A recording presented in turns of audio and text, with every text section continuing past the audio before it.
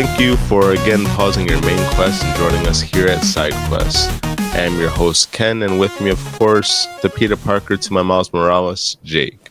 Hey guys, welcome to the episode. We got a jam-packed episode today. Elon Musk, is he one of us? Is he an actual gamer? Is he just, playing pretend for the vibes? Assassin's Creed Shadows, we got the potential Game of the Year candidate in most eyes. Ken, I know, has gotten his hands in on it, and got lots of thoughts to share about it.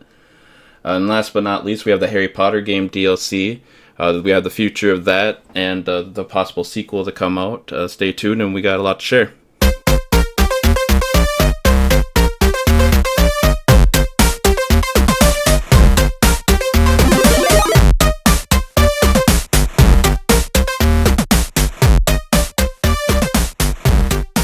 And as we are moving on, we're going to start off again with the man, the myth, the legend himself, Elon Musk. Now, the Huffington Post, they dropped this little nugget. His daughter, Vivian Wilson, apparently said that, and we're quoting here, that her dad is dog shit at video games. Now, for those who don't know what dog shit means, it means exactly as the word implies, dog shit.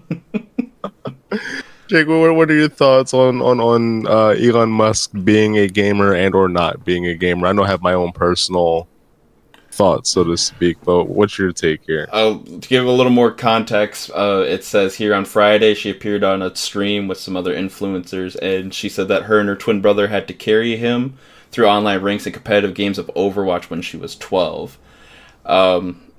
She also says that I could expose something that is really funny.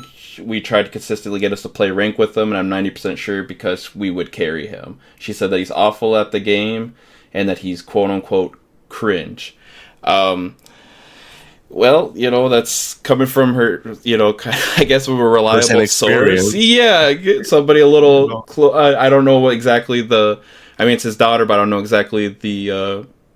tangibles behind the relationship, how close they are. The relationship is fragmented. At least via X in the news, it doesn't seem like there's a strong bond, so to speak, there. But if you have been in the Twitter sphere or the X sphere, whatever you want to call it nowadays, Elon has definitely prodded himself as a gamer. He talks about playing Diablo, like one of the top 10 or something in the world, something ridiculous, and then. I know a game that just came out just recently, Path of Exile. He's been called out on that of having, his account being botted, basically, or he's bought the account that he's playing. So a lot of the allegations out there call him a fraud, and, I don't know, because where do you find the time? You're running Tesla, you're throwing rockets into the air, you're helping with the government, and or not, I don't know. But where do you have time to even achieve some of these? Because even with the playtime I have on some games, it takes a lot to get to some of these levels that So I don't know. I can't say he's a prodigy, but it's a little sus. That's all I'm saying. I mean, if your 12-year-old daughter is quote unquote carrying you through Overwatch ranked games, it says in the article here she's now 20, so. It's 8 years of experience on that to get him as a high rank on Overwatch so he could be a good player. I don't know. I think it's cheap, but and this had been peak Overwatch, then I would imagine. Yeah, probably. It's probably when probably in the peaks of the first Overwatch and stuff, and she's for instance, this article doesn't give exact details, and like I said, I don't know the exact details of their relationship, but you go out and you say what you say and you're Elon's daughter, it's definitely going to carry some weight. I also know that there was an exchange between him and Assassin's Creed Shadows, the X account online. Can you tell us a little bit about that, huh? Oh my goodness. So for whatever reason, there always seems to be some what's the word I'm looking for, trouble or some mess that's being brought little up. Drama. So if you were to go on X, there was an exchange between Elon Musk regarding the game itself, and saying that he's one of these accounts was promoting against said Assassin's Creed game, calling it terrible, this and that. And if you haven't been following the game, Assassin's Creed has been met with a lot of critique, but we'll get into it at another point in time. But Assassin's Creed chosen to step out now with 20 million views versus the 3 million impression that Elon Musk post had, and it just says, Is that what the guy playing your Path of Exile 2 account told you? So obviously trolling him like on the world stage, so to speak. So it's always a fun day to watch, some of these guys get just like roasted, So he called he called Hassan a fraud, and he said afterwards a sellout would be more accurate. So whoever's running the Assassin's Creed X account over there, I think deserves maybe a little extra money in their paycheck every week. I don't know about you, just Ken. just a little chunk of change, yeah.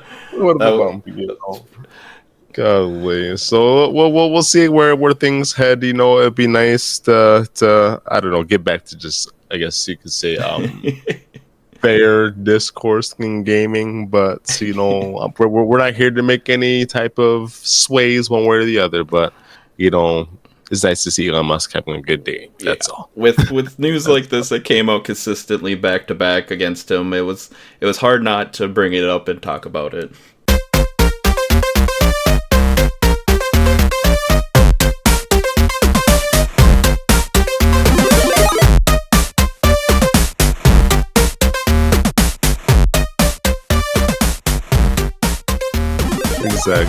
Exactly. But moving on, and this is again more or less tied to Assassin's Creed, of course. Assassin's Creed Shadows. I know, Jake, I've been excited to talk about this game. So real contender for Game of the Year. Is that where we're at? Is that what you're giving me right now? I mean, that's what it sounds based like. Based off what you read.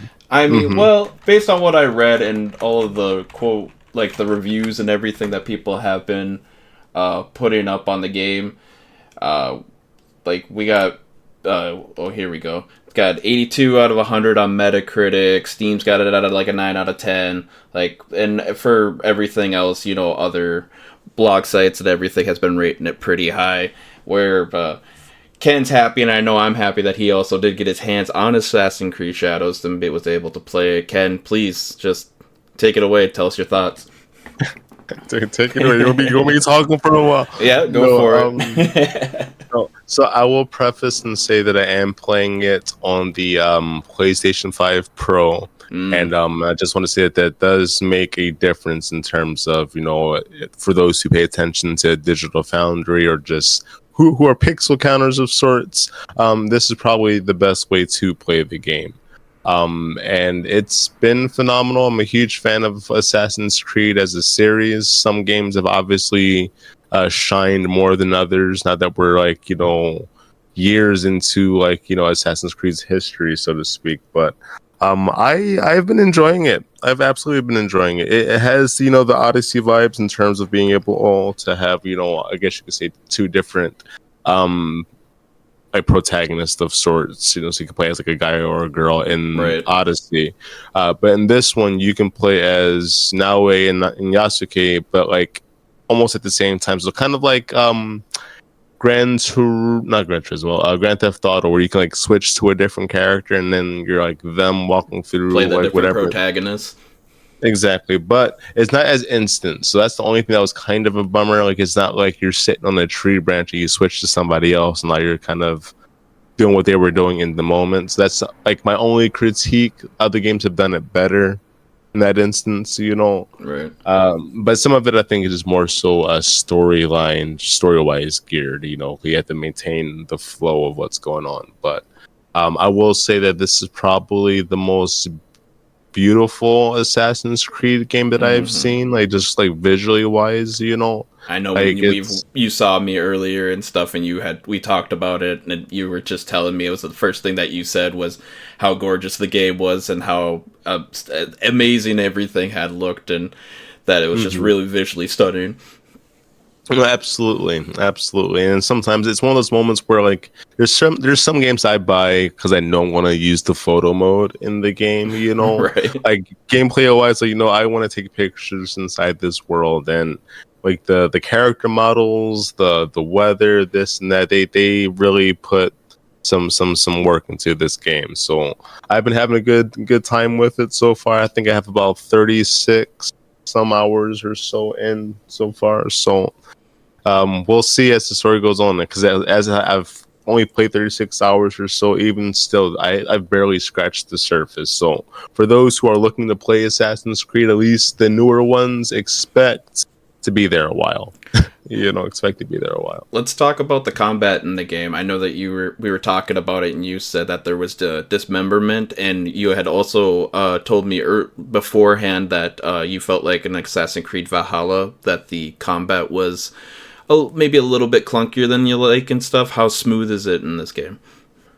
It depends. It absolutely depends, because as you play with two different characters, they have two different fighting styles. So of course you play as a ninja, and you play as a samurai. So you have two different approaches in terms of how you fight different people. But playing as Yasuke, the big brawler dude, it's my son walked in one day, and like I'm playing the game, just doing my thing, and I turn around and just like slice this dude's head off, and I was just looking back myself. I was like, oh my gosh, like good grief. So but I wanted to play the game. I'm like, okay, there has to be a way to at least turn off the like the blood or something. So there was like that dismemberment mode. I'm like, oh, okay, I can actually turn that off, which Okay, good. when the kids aren't around, I can like go ahead and like I guess gorge on my mat, like my it's like You I can don't let know. heads fly, basically. Yeah, basically, like the evil in me comes out, like, "I'll check this out," But it's pretty cool. And then of course, when you play as like a ninja and stuff, you can like do different like assassinations, and it just makes navigating um that much more different. So that's one of the things that I've come across also. It's where in Assassin's Creed games you have to get to like the top of a structure, and then it kind of gives you like the overview of the map when like the eagle does its thing, blah blah Right. blah. Yasuke can't climb like that, so you have to switch over or find your way like through the castle or something all the way to the top, which means you going in basically brute force and just killing everybody in like these huge structures just to, there's some sneaking elements to it, but nowadays you can just climb up the thing, and it's like not it's more akin to like the older school Assassin's More Creed traditional. traversals. Okay. Exactly. So it's and I'm sure there's gonna be a lot more to like unlock as I move through the game, of course, but I don't know. It's been interesting so far. Interesting, and with Valhalla in particular, I played it just because it was a flagship title at the time, but it got so repetitive early on that I just couldn't stomach it. I'm just like, I don't understand what we're even doing here, kind of thing, So So without spoiling anything for the listeners that we got, what do you think so far of the story of the game between both the characters? well, I think it's fantastic. I think it's uh a revenge story of sorts, rite of passage in others. It's not the most, I would say, emotionally gripping thing in the world. But if you do like history, if you do like just like a good story, I don't think it falters on any kind of, like it's not, Scorsese level writing or anything like that at all. Okay. But it's a good time in terms of just like what might have happened back in Japan at the time and blah blah blah. So it's just pretty cool. And then there's also since we have open world games now, a lot of cool little mini quests or side quests Quote unquote. that quote unquote that happen throughout the game that are like unexpected. It's like, oh, what's this over here? And then it's like, oh, I didn't expect this person to be here doing this, and that story leads off to whatever the case. So it's pretty cool. And again, being only 36 hours in and barely scratching the surface in that aspect, I'm excited as an old person, even so to speak. So. I'm impressed that you got that many hours into the game. Really shows that you're taking this seriously.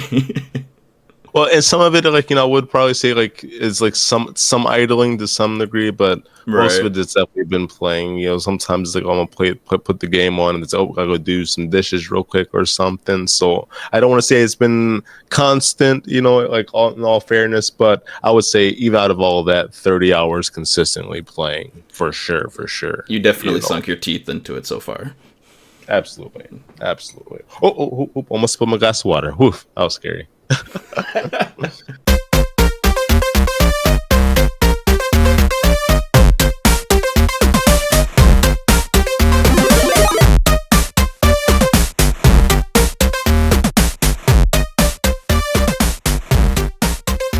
Lovely.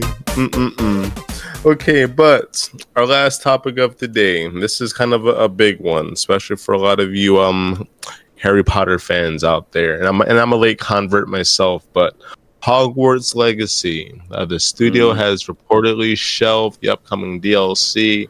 It was my understanding it was supposed to be like a complete edition kind of thing, new quests and things like that. And they're just choosing to focus entirely on the next entry in the franchise. Jake, thoughts? I mean, as nice as it would be to have DLC for this game, it's because the game in itself and everything has just been amazing. It's everything, every review that has ever came up of that, from what I've seen and from what I've played myself with the game, it's a great game. So having more of it wouldn't necessarily be a bad thing. But also at the same time, if you're gonna use this time now to get out the second one, and you think that you've already told the story that you could, and you're gonna write a new one with new characters and different things and different elements and new stuff you're gonna bring to the game, I guess you can't really complain too much about it. It's where they're focusing in it, but from what I had heard, the DLC was already pretty much finished. So, I mean, they could have also just took the time to drop it. Point. Yeah, but then again, we don't, But do we know when? Isn't that WB's studio too? Coming out? It is WB's studio, yeah. So and we already passed. We already questioned WB's past judgment calls, anyways. So, and I'm not even exactly sure when the second game's supposed to be coming out, but I guess in some instances it does make sense, in others it doesn't, because excuse me, on Steam the game got 9 out of 10, which is not an easy feat to do in like this modern market of gaming. PlayStation, it got a 4.5 out of 5, so it was very well received. But the game also came out in 2023. We're now in the first quarter of 2025. My thoughts are they should have just not even went forward with like the DLC from the gate, especially if the whole game, I wouldn't say is going to be on the same map, so to speak. Why not just if anything at this point, give us a PS5 enhanced? Well, I think it is enhanced on PlayStation. I have to double check, but even still, from what I've noticed, because I did boot the game up, it's pretty, but it's like all the recent tweaks, and again, I can't confirm this just yet, but I think they could push the game a little bit further visually and just gameplay mechanic wise. So it would behoove themselves to put all their energy, especially if they can add a multiplayer option. Now, that would be something I would love to see in Hogwarts. If they add some type of multiplayer compatibility, that would be fire. And I think there was actually a mod that they did that you can play if you own it on Steam, that you can play multiplayer in Hogwarts. It's kind of wonky, but you can play with people. But that would probably be my only wish list item right now. I'm still in the midst of playing the game, and I've been enjoying it, but I'm also not a huge Harry Potter head, so I just played out of FOMO, and it was cheap when I bought it. So I didn't dive. I played, but most of every other game, because I'm terrible at completing games, I kind of just put it on the back burner. I know my wife is pretty obsessive about it and loves it too, so there's that. I mean, if I would have gotten her more DLC for the game, I'm sure she wouldn't complain. But they said in the report here, if they're going to greenlit the second one, it just means that we're going to just get it sooner. I'm pretty sure in the long run, nobody would really be too upset about it.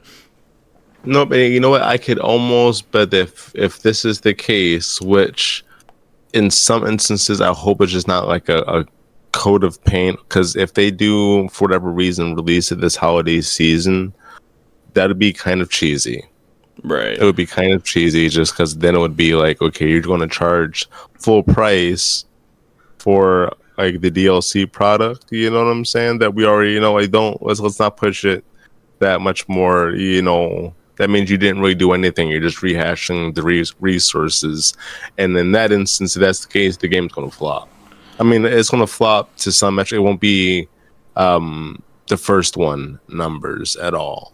You know what I'm saying? Right. But I mean, there's also the live action Harry Potter reboot that's going to be on HBO.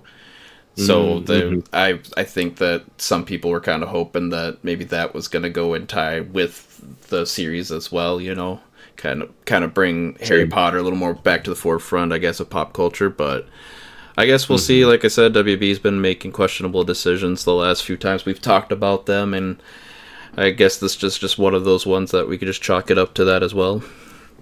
Well, this has been a lot of like studios lately too. I feel like I know there's a game that just came out. Spectre, it was like a first-person shooter that came out. And they like shuttered up, I think, like a week or two after release. Yeah, I saw that too. Yeah, that happened with Concord. The one most infamous, probably version of this happening. And I don't know. It sucks to see studios put so much like time and effort into making like a product just for it to get like thrown to like the wayside. Like I was watching a video the other day of like this guy who basically like jumps into like dead game world lobbies, and how eerie it feels to just like be in a lobby and just nobody's there. Jumping into like Battlefield or your favorite Call of Duty and like there's nobody in the lobby at all. I was like, we used to play these games for hours, being up, 2-3 o'clock in the morning. So I feel like a lot of that nostalgia is lost, but I also think it's just the fact that, those people who play like that are all old now and can't stay up past 10. So. Are you talking about yourself here, or what are we doing?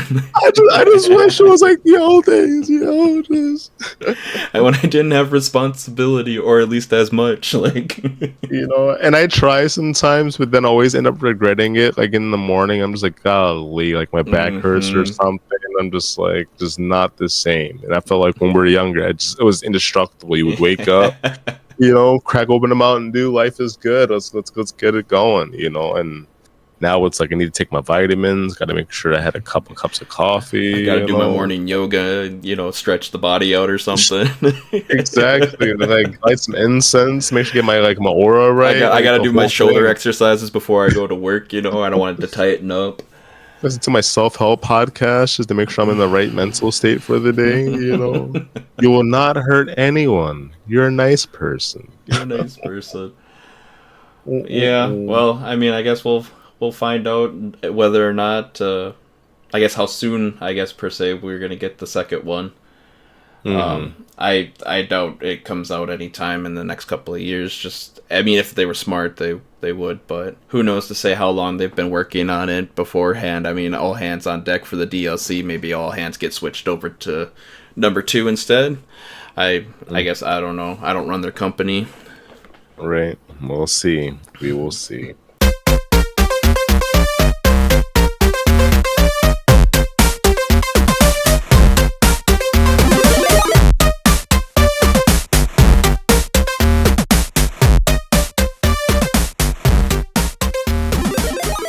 Ken, we got the one last thing before we head out. I'm pretty sure we have to do our question of the day. And question of the day for you, my good sir, is name a gaming moment for you, at least growing up or, being as a child, that really stuck with you. Really nice, like good core gaming memory that kind of, if you were to point back on, is like one of the reasons why you still game today. I would say we're getting deep here. Getting deep on side quest. I would say there'll be like two instances, just because like I have like a love for a lot of different genres and games, I Well, go suppose. ahead, spew them off for me.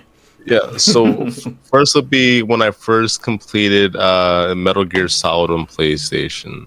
I think that was like my first like adult like game, and it was just like, wow, like what is this? You know, because even back then, I'm not sure like if anybody remembers this, but when you played the game, like you had like the disc case, but the disc case itself had like a code that you had to use like inside the game. So if you didn't have like the case to the game, like you couldn't progress past a certain point, you know. So it Right. was just like a lot of those little small tidbits. So I think it was one of those moments that were just like, geez, like breaking the third wall, so to speak, in like gaming terms, you know. And Right. I think the second one for me is when Battlefield Bad Company 2 came out. Oh. I think that was the first multiplayer game that I think I've like was just God mode on. It was silly, you know. It was absolutely like to the point where like you knew the map like the back of your hand. Like you could just do like I don't know. It was just like I don't think I've ever had that fun. I think the finals comes close, not in terms of like recognition, but in terms of Right. just like destruction and stuff, you know. Mm-hmm. But like back then when you had a game like running on like what I think it was the PlayStation 2 or 3, I forget, you know. I think it was about that, yeah. Yeah, and like you know, you had like plug your. I think it was Wi-Fi at the time. I think maybe, or we had to plug it in.